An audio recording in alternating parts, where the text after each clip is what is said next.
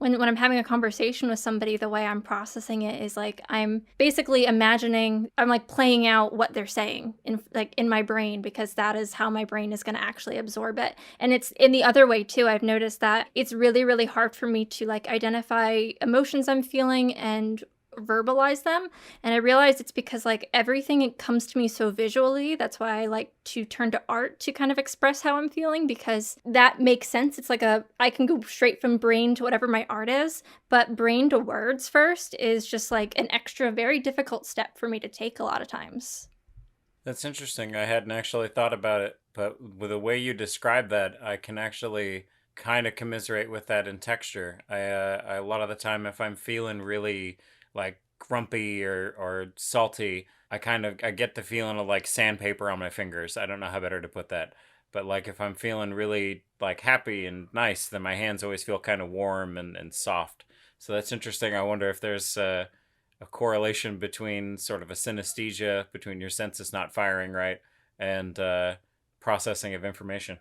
Science Yeah. people, get on that. No, there's a lot of cool comorbidities, and I think it's interesting how our senses kind of process things. I mean, Monique, what's it like for you with, I mean, senses? And I mean, like, obviously I'm focusing more on like audio processing, and Connor is talking about like sensations and touch and smell. Has that been something that you've experienced at all?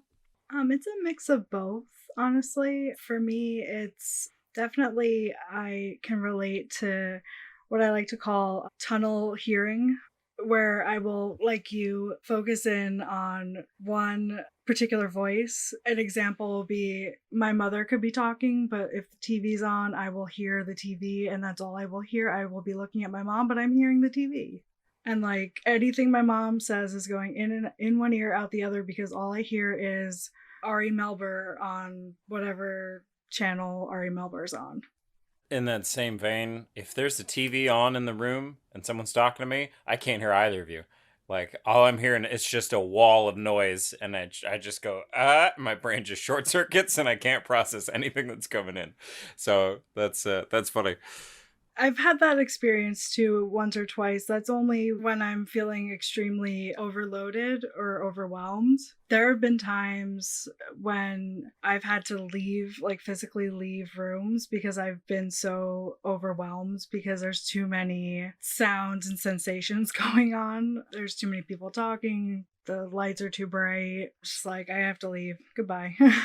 Yeah, that's a very common thing for me. I can't be in large crowds or go to places like shopping malls, or even I discovered Costco. Costco is overwhelming.